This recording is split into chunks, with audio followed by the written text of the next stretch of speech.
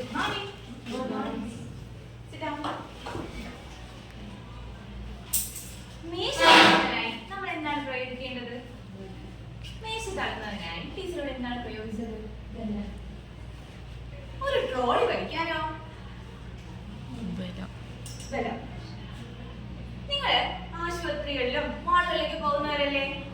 ആ വാതിലുകളിൽ എന്തെങ്കിലും എഴുതിയിരിക്കാൻ ശ്രദ്ധിച്ചിട്ടുണ്ടോ? ആശുപത്രിയിലും മാളിലേക്ക് പോകുമ്പോൾ എന്തെങ്കിലും മേശ തള്ളുമ്പോൾ ട്രോളി വലിക്കുന്നു. ഈ രണ്ട് സന്ദർഭങ്ങളിൽ നിന്ന് നിങ്ങൾക്ക് ആർക്കെങ്കിലും ബലത്തിനൊരു നിർവചനം പറയാൻ സാധിക്കൂ?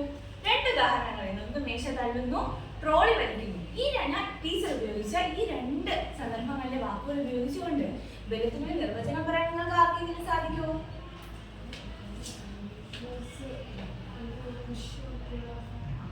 തള്ളുകയോ വളരെ ശരിയാണ്.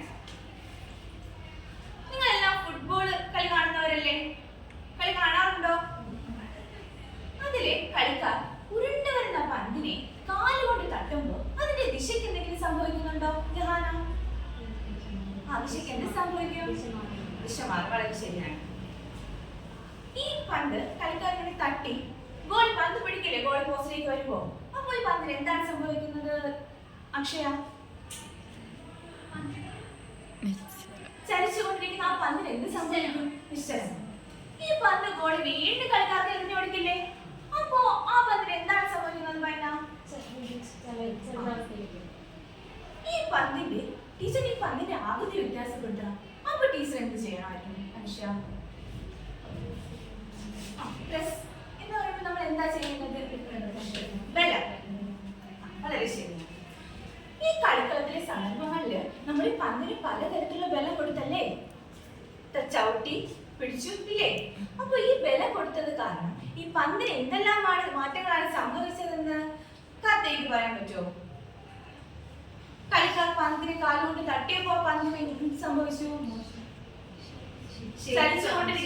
ചലിച്ചുകൊണ്ടിരിക്കുന്ന പന്തിനെ കളിക്കാർ പന്ത് കൊണ്ട് തട്ടിയപ്പോ പന്തിന് ദിശയ്ക്ക് വ്യത്യാസം വന്നു. സുഹാന, അടുത്തൊരു വ്യത്യാസമാണ് വന്നത്. ഗോൾ പന്ത് പിടിച്ചപ്പോ ചലിച്ചുകൊണ്ടിരുന്ന പന്ത് ഗോളി നിശ്ചലാവസ്ഥയിലുള്ള പന്തിനെ കളിക്കാർക്ക് എറിഞ്ഞു കൊടുത്തപ്പോ പന്തിന് എന്ത് സംഭവിച്ചു? ചലനാവസ്ഥയിലെ പന്തിന് ബലം കൊടുത്ത് ആകൃതി വ്യത്യാസപ്പെടുത്തിയില്ലേ? ഈ സന്ദർഭങ്ങളെല്ലാം പ്രയോജനപ്പെടുത്തിക്കൊണ്ട് നിങ്ങൾക്ക് ആർക്കെങ്കിലും ബലത്തിനൊരു നിർവചനം പറയാൻ കഴിയോ? അനുഷേ, പന്തിനെ കാലുകൊണ്ട് തട്ടി അവിടെ ബലം പ്രയോഗിച്ചപ്പോൾ എന്ത് മാറ്റമാണ് സംഭവിച്ചത്? ചലനാവസ്ഥയിലുള്ള പന്ത് കളിക്കാൻ കാലിന്റെ പന്തുകൊണ്ട് തട്ടിയപ്പോ ചലിച്ചുകൊണ്ടിരിക്കുന്ന പന്തിന്റെ എന്ത് മാറി? ദിശ മാറി.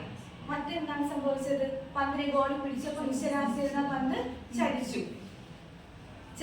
പിന്നെ ഗോളി വീണ്ടും പന്ത് എറിഞ്ഞു കൊടുത്തപ്പോ ഇതെല്ലാം ചേർത്തൊരു ഡെഫിനിഷൻ നിർവചനം ആർക്ക് പറയാൻ സാധിക്കും? സുഹാന, ഏതെങ്കിലും ഒരു വസ്തുവിനെ ദിശ മാറ്റുകയോ അല്ലെങ്കിൽ നിശ്ചലാവസ്ഥയിലാക്കുകയോ ചലനാവസ്ഥയിലാക്കുകയോ നമ്മൾ പ്രയോഗിക്കുന്നതാണ് ബലം. വളരെ ശരിയാണ്. നിങ്ങളിപ്പോ സ്വതന്ത്രരായിരിക്കുമല്ലേ? നിങ്ങൾക്ക് എന്തെങ്കിലും ബലം അനുഭവപ്പെടുന്നതായി തോന്നുന്നുണ്ടോ?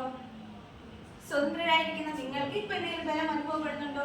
നിങ്ങൾക്ക് എന്തുകൊണ്ടായിരിക്കാൻ സാധിക്കുന്നത്?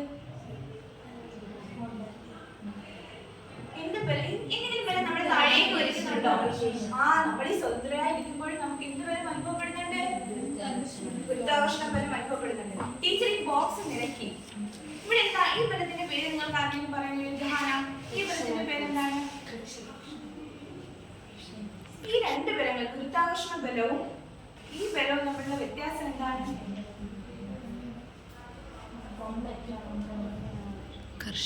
ഗുരുത്വാകർഷണ ബലത്തിന് ഈ ബലം പ്രയോഗിക്കുന്ന ആരാണ്? ഭൂമിയല്ലേ? നമ്മൾ ആ ഭൂമി തമ്മിൽ സ്പർശനം ഉണ്ടോ? ഈ ഘർഷണ ബലത്തിലോ? അപ്പൊ ഈ രണ്ട് പ്രതലങ്ങൾ തമ്മിൽ സമ്പർക്കത്തിൽ വരുന്ന ബലത്തിന് നമുക്ക് എന്ത് വിളിക്കായിരിക്കും?